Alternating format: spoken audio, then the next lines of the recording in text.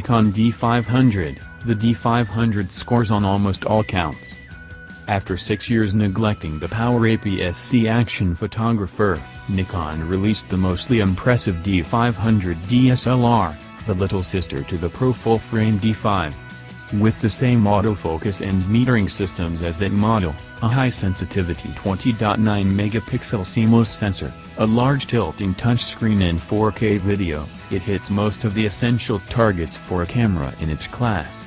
Only a couple of flaws knock it slightly off course.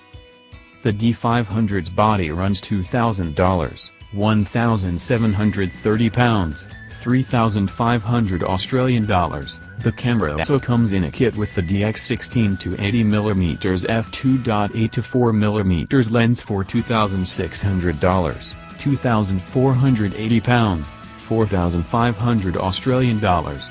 Unlike a lot of kit lenses I've seen, this one's pretty good, and has a useful general-purpose focal length range equivalent to 24 to 120 mm. The lens is sharp, with a reasonable maximum aperture range that should match the needs of people who'd be buying the body and want something for routine situations. It takes more than just raw speed to optimize a camera for continuous shooting. You need the ability to take decent photos at high sensitivities.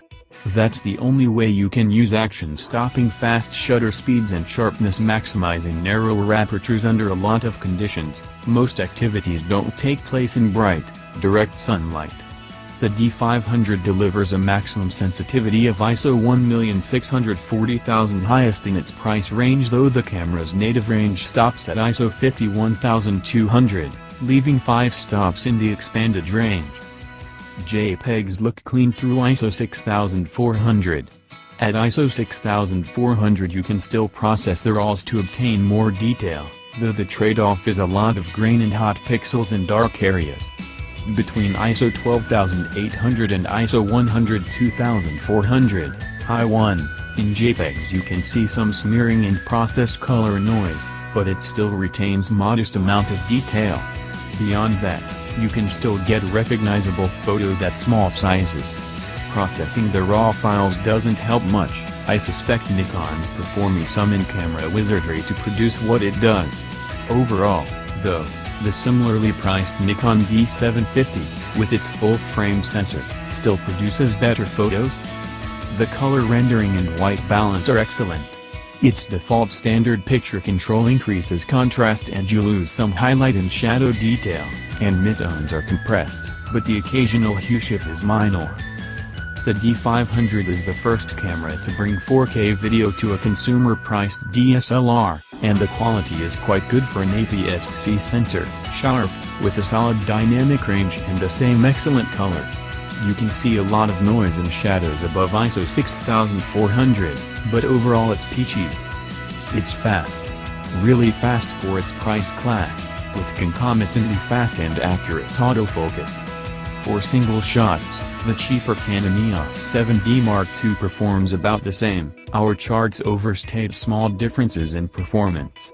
Part of the slight lag stems from the 16 to 80mm lens, which is reasonably speedy but doesn't drive fast enough to keep up.